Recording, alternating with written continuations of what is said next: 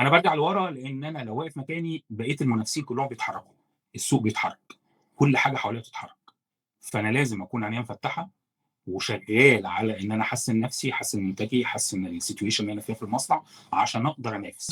بتقول إن الشركات اللي بتطبّق الcontinuous improvement أو الKaizen عندها قدرت تimprove الproductivity وتحسّن وضعها بpercent من 20 ل30%. لأن الأفكار كده هتترجم لsaving والsaving هيساوي فلوس، والفلوس جزء منها بس يروح للrewarding. كتير ان التوب انت احيانا بتبقى عايزه، يعني هي مش مقتنعه قوي بالموضوع او هو مش فاهم قوي الموضوع، فهو طب يلا نجرب. فمع اول محاوله ما بتظبطش، فاحنا كده بص اهو ده مش نافع، ده الموضوع ده مش نافع، فلا يعني خلينا بقى زي ما احنا كده في اللي احنا عارفينه.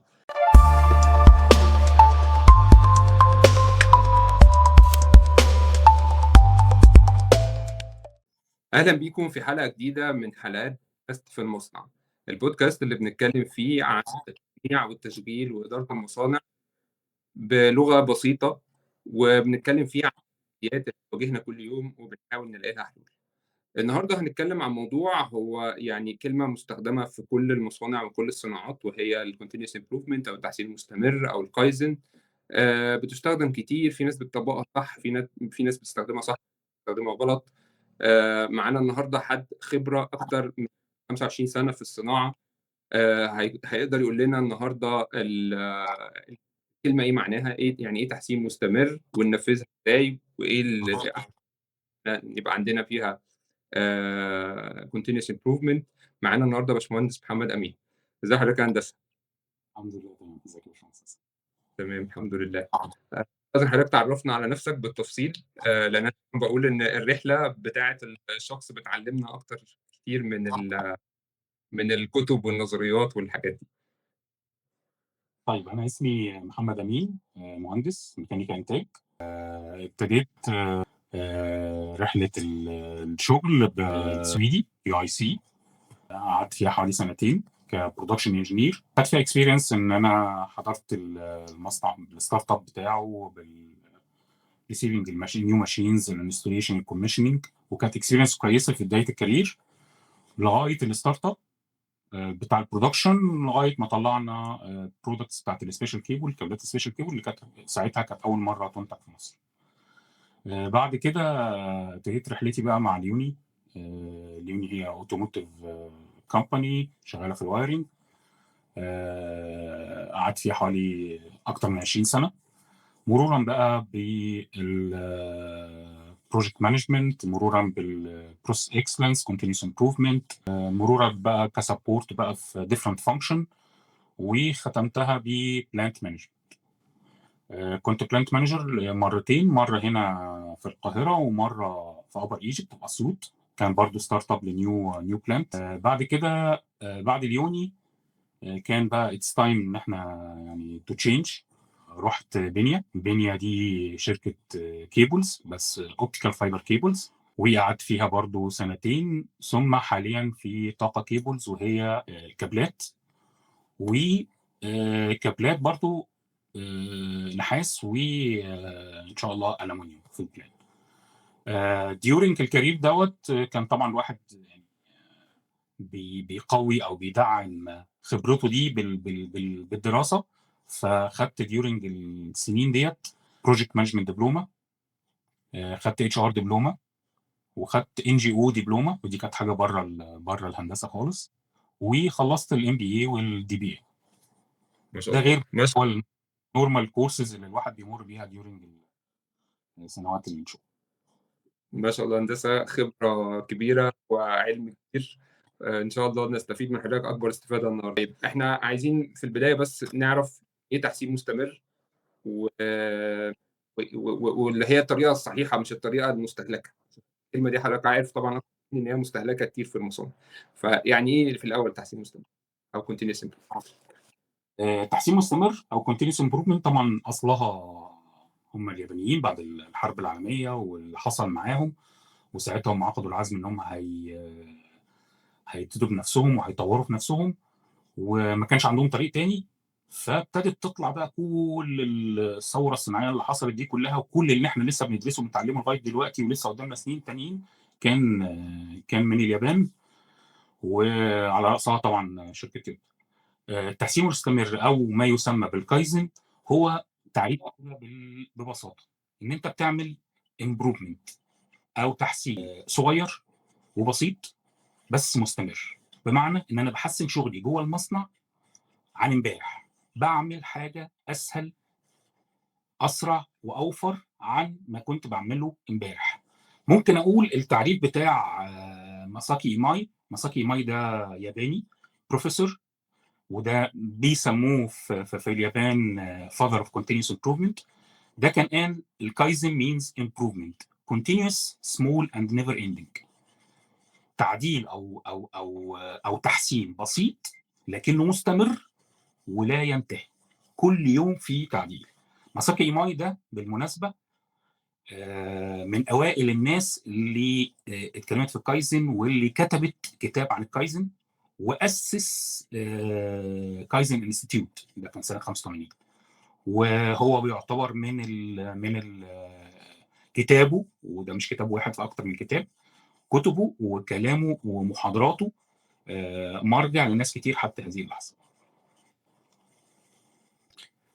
فالتحسين المستمر هو ان انا اقدر اشتغل على ان انا احسن السيتويشن اللي انا فيها النهارده لحاجه افضل بصوره مستمره كل يوم. طيب التحسين المستمر من الحاجات المعروفة عنه إن هو بينفع أو لازم يكون موجود في المصنع الكبير والمصنع الصغير، أو على أيا كان الليفل بتاع المصنع. فإيه أهميته أو أهمية ثقافة التحسين المستمر في المصنع عموما أيا كان حجمه؟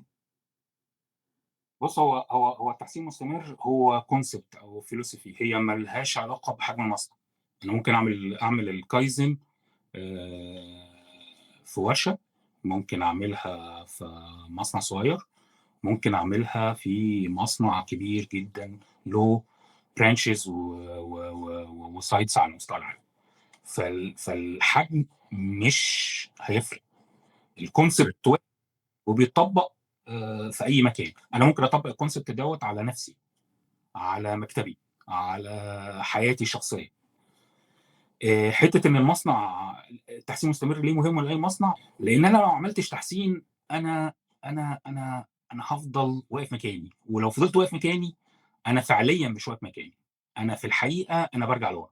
انا برجع لورا لان انا لو واقف مكاني بقيه المنافسين كلهم بيتحركوا، السوق بيتحرك، كل حاجه حواليا بتتحرك. فانا لازم اكون عينيا مفتحه وشغال على ان انا احسن نفسي، احسن منتجي، احسن السيتويشن اللي انا فيها في المصنع، عشان اقدر انافس، عشان اقدر اكمل.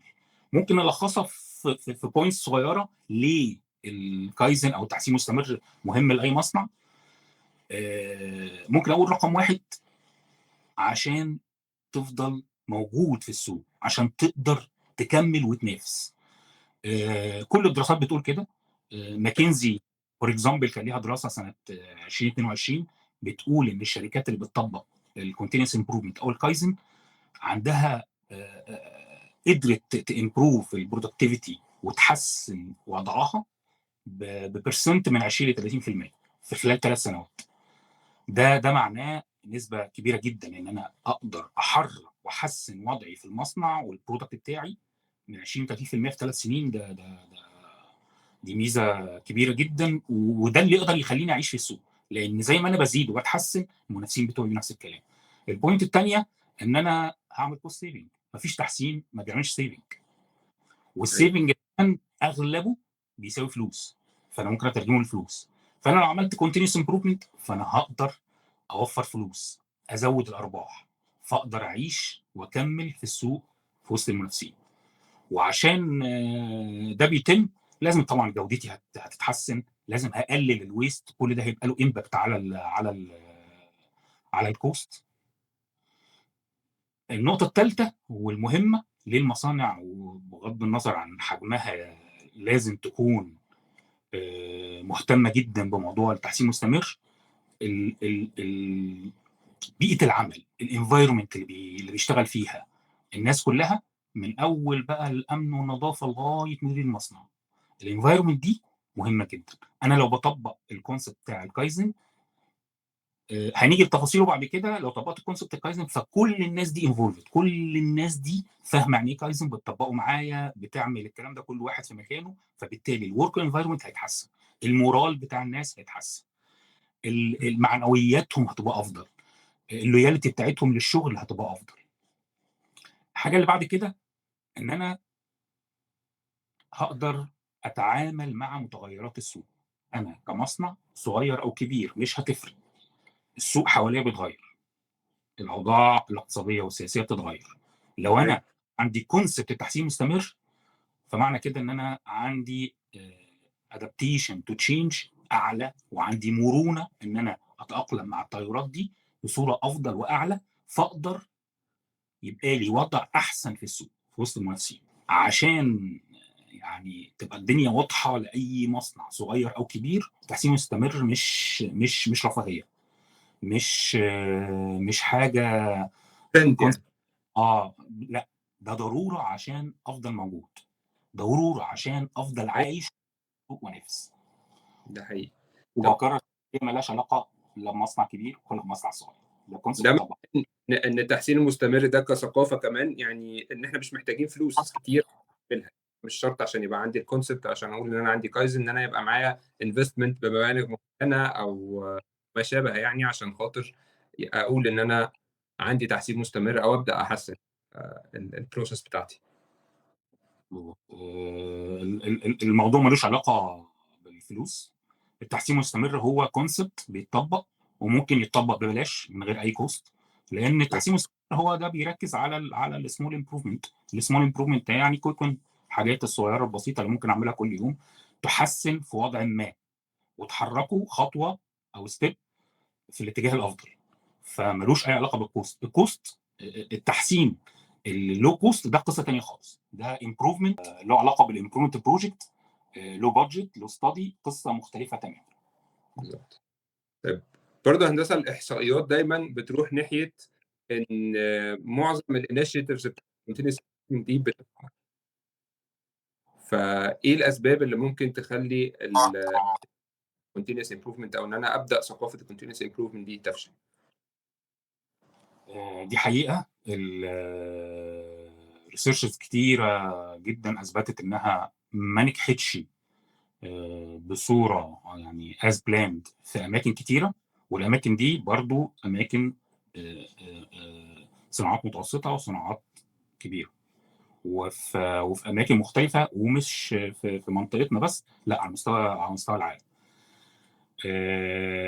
ده حصل، ونسبه كبيره منها يعني قد يتعدى 40 او 50% لم ينجح بالصوره الكامله as planned.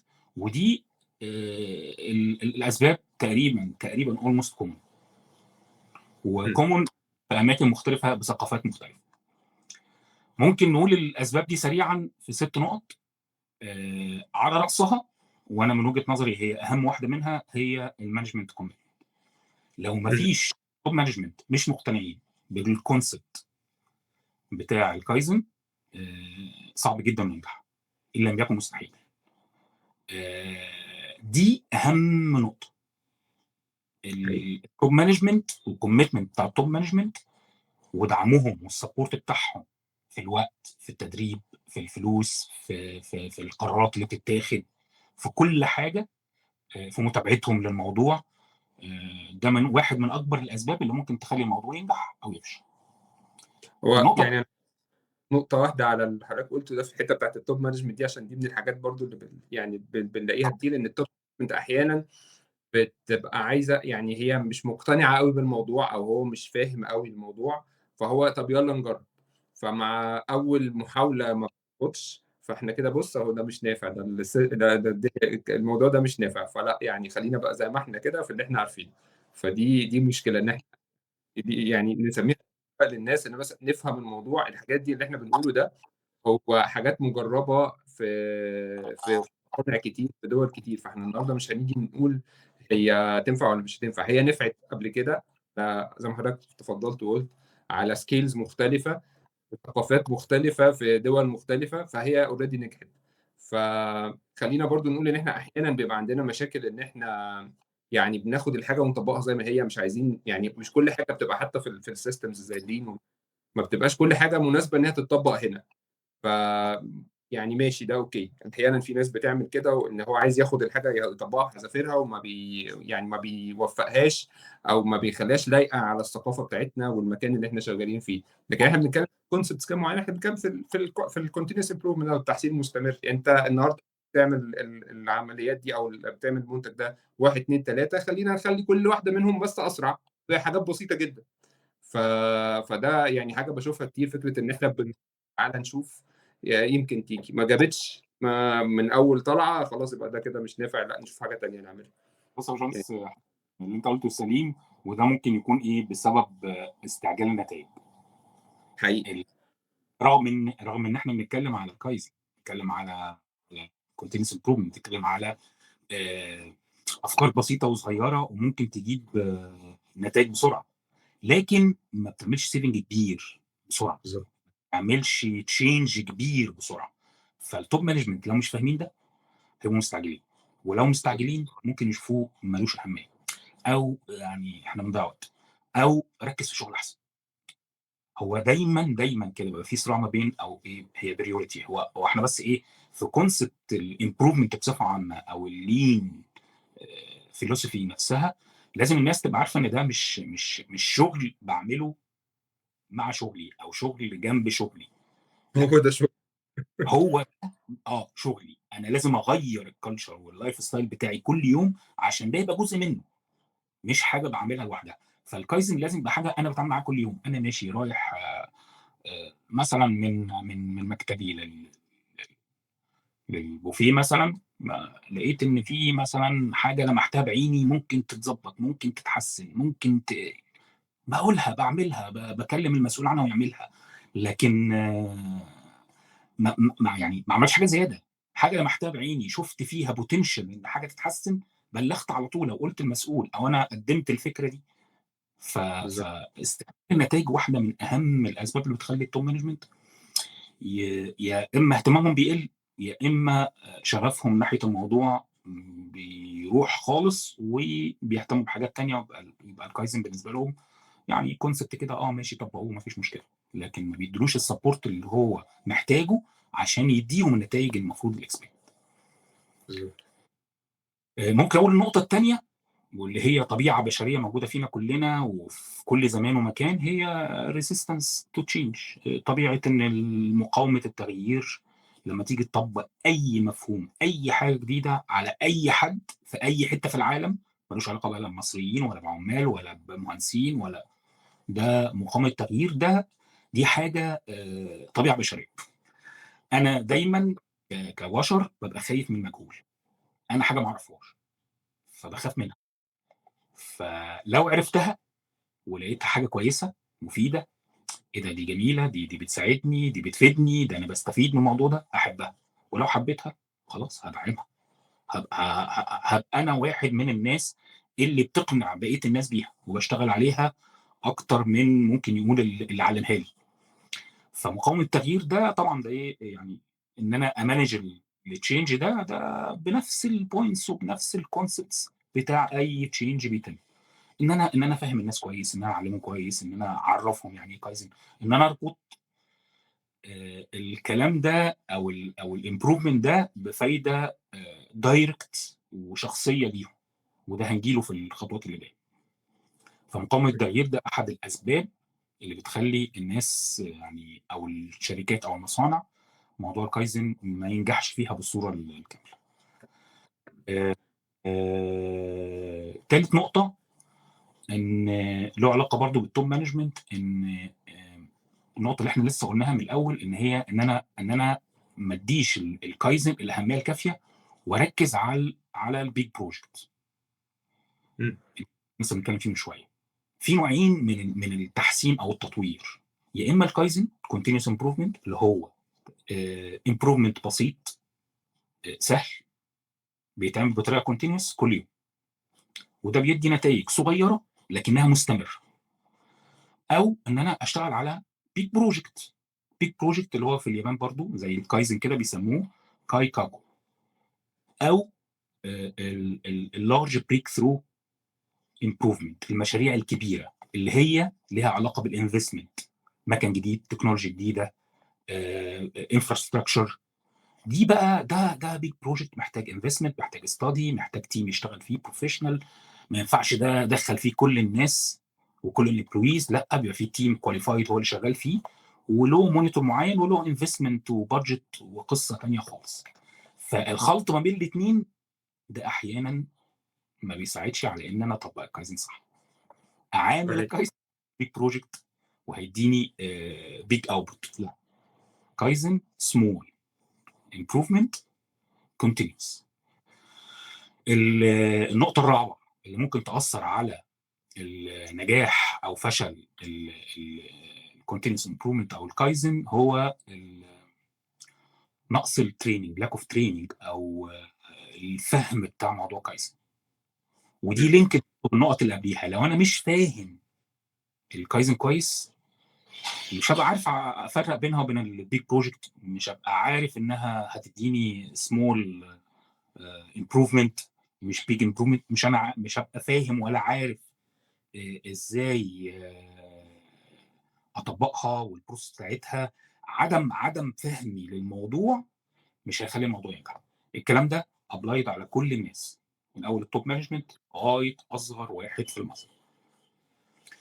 النقطه الاخيره ان الشركات او المصانع اللي ما عندهاش سيستم وبتشتغل بنظام الفاير فايتنج، الموضوع ده احيانا بيتحول ان الفاير فايتنج ده يبقى حاجه بيلت ان كده، خلاص بقت بتجري في دمنا. فما ينفعش ان انا اروح اعمل حاجه فيها امبروفمنت، فانا احسن قبل ما المشكله تحصل. فانا متعود بقالي سنين طويله من كل الناس بقى، كل الليفلز، ان انا اشتغل على الفاير فايتنج. فالعقليه بتاعت الفاير فايتنج دي واحده من اكبر الاعداء للكايزن. والعقليه دي مش يعني بتتوجد من غير ما انت تاخد بالك.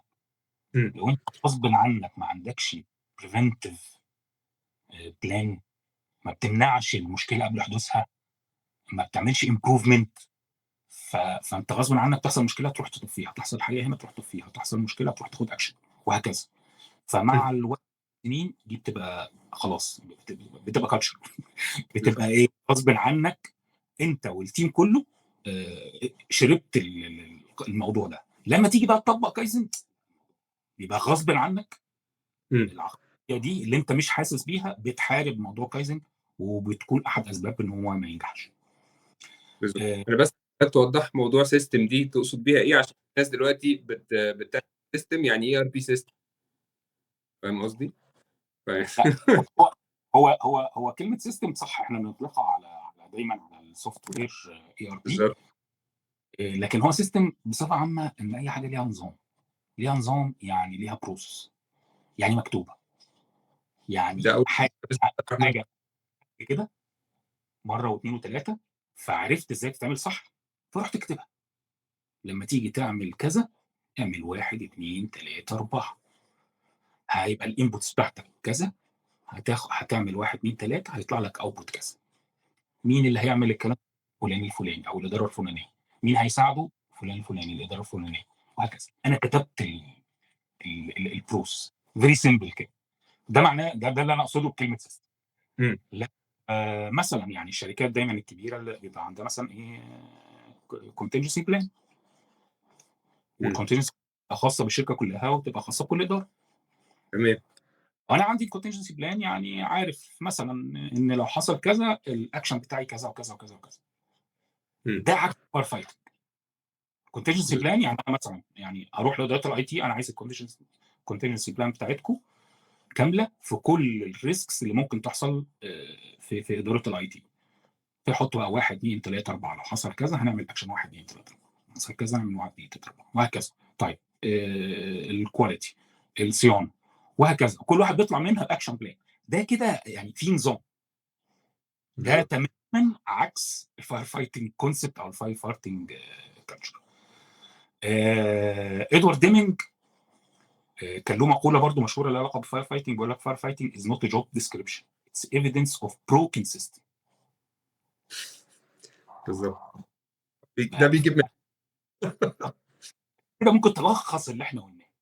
evidence of broken system. لو في فاير فايتنج يبقى في مشكله، يبقى في سيستم في بروكن. ده على اعتبار ان في سيستم. بس انا أصلًا عرفت انا عرفت ان في هنا مشكله، تمام، كده انا محتاج اتعامل معاها. تمام. طيب أنا عايز أطمع في حضرتك شوية. طبعًا زي ما يعني قُلت لنا مسيرة حضرتك المهنية كده، بدأت مصانع كتير أكتر من مرّة يعني. فأنا النهارده لو عايز أبدأ كورسي مبادئ التحسين المستمر، نبتدي منين؟ يعني احكِ لنا كده يعني، بس إحنا عايزين حاجة بقى واقعية. يعني حضرتك عملتها بجد؟ يعني أمّا دخلت مكان بدأت تعملها إزاي؟ إيه المشاكل اللي واجهت حضرتك وتغلبت عليها إزاي؟ طمعان في حضرتك يعني. بص، لو انا عايز اعمل كايزن مثلا، او عايز اعمل تحسين مستمر، ابتدي فيري سمبل. الكايزن اصلا، لو احنا مثلا لو رجعنا تاني مثلا لللي مانيفاكتشرنج تولز كتير جدا جدا. أيوه. انا بختار منهم اللي يناسبني، اللي يناسب السيتويشن بتاعتي، اللي يناسب حجم المصنع بتاعي، اللي يناسب وضعي. وبشتغل، بختار بقى التول اللي تناسبني وتناسب الناس وثقافتهم ودرجه الكواليفيكيشن بتاعتهم وهكذا، واختار التولز دي واستعملها. فعشان انا من وجهه نظري الكايزن واحده من ابسط واسهل التولز اللي انا ممكن ابتديها في اي حته. الكايزن هو ثقافه، يعني ممكن انا اخدها.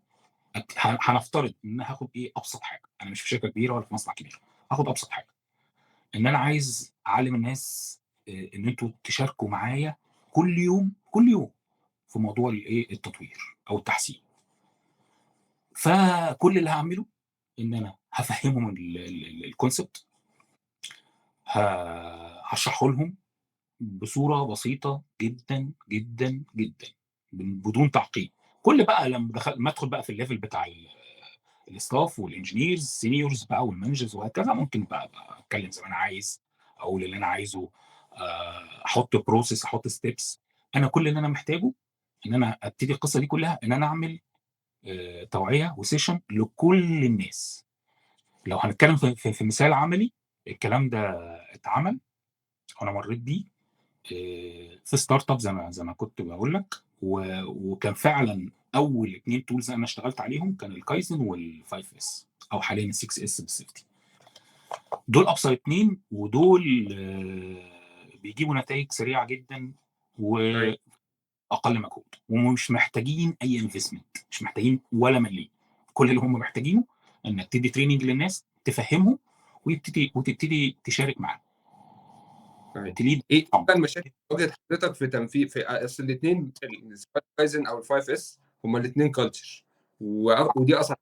يعني إن إحنا نبدأ نحط في دماغ الناس culture أو نغيّر culture هُم جايين بيها من برّه أيًا كان. فدي من أصعب الحاجات. إيه بقى المشاكل اللي واجهت حضرتك فعليًا وأنت بتعمل الحاجتين دول؟ لا بص، يعني ايه، لو انا مشيت على الستبس مظبوطه ماشي، المشاكل هتبقى تقريبا بسيطه. لما بيقع مني حاجه او ما بعملهاش بالقدر المطلوب، تبتدي تحصل إمم. بقى مشاكل. لو إمم. هنتكلم على المشاكل ممكن نقسمها يعني ايه، تراكين: تراك خاص بالمهندسين والمديرين، ممكن تقابل من ناحيتهم بعض المشاكل، وتراك تاني خاص بالعمال والبلو كولر. يعني ناخد الوايت كولر لوحده والبلو كولر لوحده. أيوه. لو اتكلمنا على العمال او البلو كولر بصفه عامه، وهرجع اقول تاني، بس لما نيجي ندي تريننج انت بتدرب كل الناس، بتاع الامن، النظافه، مرورا بالعمال والفنيين كلهم لغايه اكبر هيد في المصنع. تمام. فلما انا بقول العمال، فانا اقصد بيهم كل الناس دي، كل البلو كولر. المشاكل اللي بتقابل وممكن تاثر وفعلا، وانا لو انت مش واخد بالك منهم ممكن يوقعوا لك الامبلمنتيشن وما تطلعش نتائج زي ما انت عايز. من ناحيه العمال، الخوف ان هم يفقدوا مكانهم، يفقدوا وظيفتهم. انت بتعمل امبروفمنت، فممكن الامبروفمنت ده يبقى ان انا اعمل اوتوميشن، ان انا بعمل بروسيس معينه مثلا فيها في بروسيس معينه مثلا فيها 5 عمال، انا عملت فكره جديده، حد عمل فكره جديده وفرت وقت ومجهود، فبقيت استعمل 4 بس. امم فلما يلاقوا حاجات زي كده حصلت بيبقى عندهم يعني هاجس، كل واحد بقى على قد تفكيره عنده هاجس. لا ده كده لو الموضوع ده استمر العدد هيقل وانا كده ممكن امشي، او يقولوا لي احنا مش محتاجينك، او اتنقل من مكاني اللي انا عارفه كويس وعندي يعني خبره بيه واروح مكان تاني. فالخوف من الحته دي لازم تعالجها وتفهمها، وانت اللي تقولها من الاول قبل ما حد يفكر فيها ويبتدي يتكلم فيها، او ما يتكلمش يفضل هاجس في دماغه ويتكلم فيها بينه وبين زمايله. فدي نقطه مهمه جدا. ما تخليش موضوع ان الناس تخاف على مكانها وعلى وظيفتها تاثر عليهم في موضوع الامبلمنتيشن. في العمال بيخافوا برضو من حته ان انت الموضوع يبقى فيه ورك لود زياده. يعني عملنا فكره زياده مثلا، فاحنا مثلا بنسجل زودنا بروسيس او زودنا حاجه، هم يخافوا لو زودت عليهم ورك لود. امم فدايما حط نفسك مكانهم وانت بتحط الاكشنز بتاعت الفكره. الحاجه اللي اللي ممكن اقول لك مشتركه ان العمال مش سهل تقنعهم ان الموضوع ده هيطلع تحسين. امم لا يبقى عندهم شك برضه في الحته دي. والحاجه اللي موجوده فينا كلنا حته الروتين. انا متعود ان انا باجي اعمل كده كل يوم، 1 2 3 4، ايه بقى فلان جه عمل فكره وفرت معايا فهتغير الروتين اللي انا بعمله كل يوم.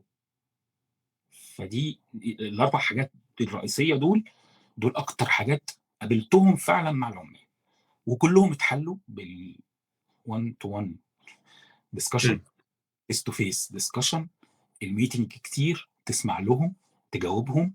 او لو العدد كبير ومش تقدر تعمل كل ده لوحدك، او ما فيش مثلا تيم كايزن، درب تيم فخليه يفهم الكلام ده كويس جدا وخليه هو يتعامل مع العمال. درب الهيدز بتوعهم، درب السوبرفايزر بتوعهم، وفهمهم كل الكلام ده، واسمع منهم، جاوب على كل اسئلتهم لغايه ما يبقوا من التيم بتاع الكايزن اللي فاهمه كويس جدا ويجاوبوا هم على كل الاسئله دي. المديرين بقى وضعهم مختلف. امم بيبقى زي ما قلت كده، المدير بيبص بطريقه مختلفه خالص، نظارته مختلفه خالص عن البلو كولر. هو بيفكر ان ممكن الموضوع ده، واحده من النقط اللي بتاثر عليه ان هو يفكر الموضوع ده ممكن يفقده السيطره والباور. امم يعني دايما كده تلاقيه مثلا بيركز على الحته دي، يخاف ان الحته دي تروح منه. ايه ده امم هو ان الكريدت ده ما يروحش ليه هو. عشان آه، من العمال مثلا او حاجه زي دي، يعني لان الامبروفمنت ده ف طلع امبروفمنت على مستوى مثلا شوف فلور كلها او الورديه ديت بيساوي امبروفمنت كذا، بيساوي مثلا سيفنج كذا، عمل برودكتيفيتي زياده كذا، عمل قلل الكواليتي ديفكتس بكذا. الفيجرز دي طلعت منين؟ من الناس. امم فهو ممكن يبص ان الايه ان هو ما خدش الكريدت. امم احيانا المديرين بيركزوا برضه يعني ما بيبقاش، لو هم مش فاهمين الكايزن كويس جدا بيركزوا على، بيخافوا من حته ان انا مطبق الكايزن بقالي فتره ما فيش جين كبير جه. الخلط برضو ما بين ان انا يبقى عندي عايز اخد جين بسرعه وما اصبرش على الامبروفمنت. انا لا، انا عايز امبروفمنت صغير كل يوم. فدي برضو لو هو مش فاهم، هو مركز على الحته دي. المديرين دايما بيفكروا او مهندسين بحته الايه، الخوف من الفشل وتحمل المسؤوليه. بما ان هو مسؤول وتحتيه ناس مسؤول عنهم، فلو الموضوع نجح دي حاجه كويسه. طب لو الموضوع فشل او ما جابش النتائج المرجوه، او كان في تارجتس معينه حطيناها ومش متحققه، يبقى انا مسؤول وش، يبقى كده ريسبونسبيلتي عليا انا. فالحته دي بتبقى عامله له قلق. وفي بعض الناس بيبقى عندهم ريزيستنس بقى يعني ريزيستنس ممكن تبقى في التارجت نفسه في الفيجرز. فدي مينلي الاسباب اللي كانت بتظهر عند الوايت كولر وعند البلو كولر في موضوع الكونتينوس امبروفمنت او الكايزن. تمام. طيب لو حضرتك طلبت منك نصيحة واحدة ده آخر سؤال. طلبت منك نصيحة واحدة تنصح بيها مدير مصنع أو صاحب مصنع فيما يتعلق بالتدوين المستمر؟ نصيحة واحدة. طب ممكن نخليها عدة نصايح سريعة. اتفضل يا نهار ابيض. بس عايزين واحده مين؟ يعني واحده دي اللي هي لا يمكن الاستغناء عنها. واحدة مين؟ ممكن أقول له مقولة برضو، مساكي إيماي. أنا هقولها تاني، أنا قلتها في الأول هقولها تاني وهتبيعها بواحدة تانية. قال لك كايزن means improvement continuous small and never ending. طبق ده very simple. الحاجة التانية المهم إن كان في برضو نقطة مهمة قوي، أنا يعني شايف إنها مفيدة، حتة إن أنا أشتغل على الإمبروفمنت السيمبل الصغير اللي هو 1% every day. واشتغلت على ده انا هطلع امبروفمنت ونتائج مبهره. You don't have to change your life radically. You only have to change it by 1% every day. الجمله دي كانت مستوحاه من كتاب جيمس كلير بتاع اتوميك. لو اشتغلت ان انا مثلا هركز على اريا معينه او مكان معين واطلع منه بس 1% كل يوم، 1% دي هتطلع لي نتائج مبهره. 1% ده انجاز كبير جدا.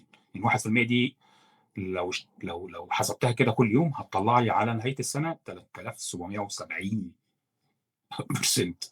فهيحصل امبرومنت رهيب. 1% على السيتويشن بتاعت امبارح. مدير المصنع ابتدي، اوعى تنتظر البرفكشن.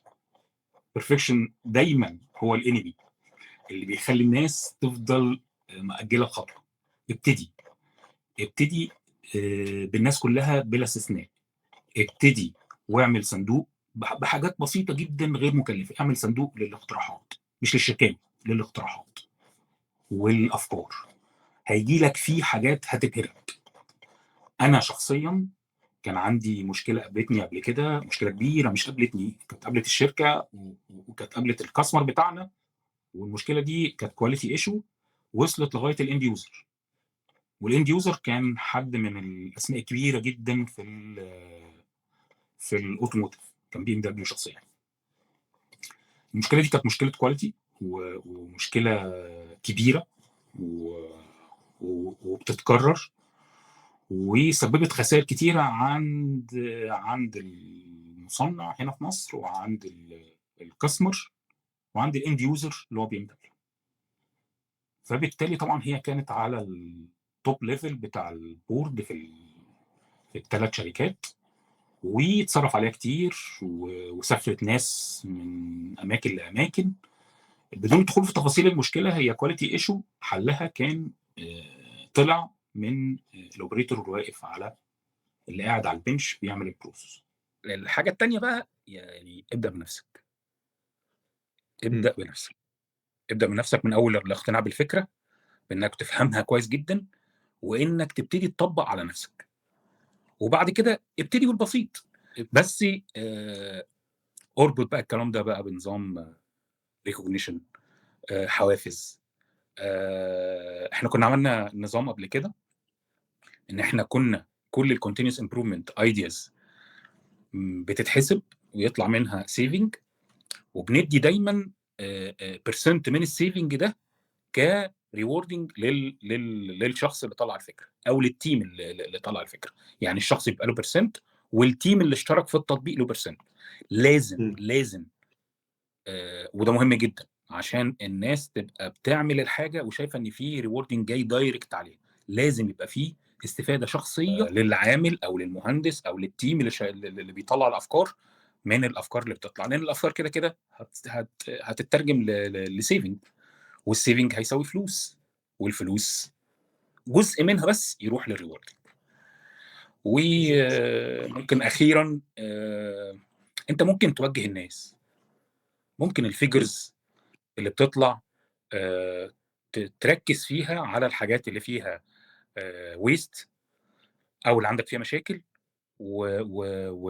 وركز مع الناس، وجههم فكّروا في الحتّة دي، قولوا لي اقتراحاتكم، قولوا لي أفكاركم. الناس هتطلع بأفكار هايلة، وأنت هتنبهر بالنتايج. أنا باشكر حضرتك جدًا، جدًا، جدًا على وقتك وعلى وجودك معايا النهارده، أو وجودي بقى مع حضرتك النهارده. ويعني شكرًا بجد على وقتك والمعلومات اللي أنت فدتنا بيها، وواضح جدًا الكلام وراه يعني تجارب وخبرة عريضة. أتمنى كل الناس تكون استفادت منه النهارده، لأن الكلام ده بجد والله يعني كلام من دهب. ده يعني بنشوفه كل يوم وبنعيشه كل يوم، وإن شاء الله الناس تقدر تستفيد بيه وتنفذه في الأماكن اللي هي شغالة فيها. باشكر حضرتك مرة تانية، شكرًا جزيلًا. لا يا باشمهندس حسن، وبالتوفيق إن شاء الله، وأتمنى تكون الناس استفادت من البودكاست الجميل ده. إن شاء الله، شكرًا شكرًا. جزيلًا.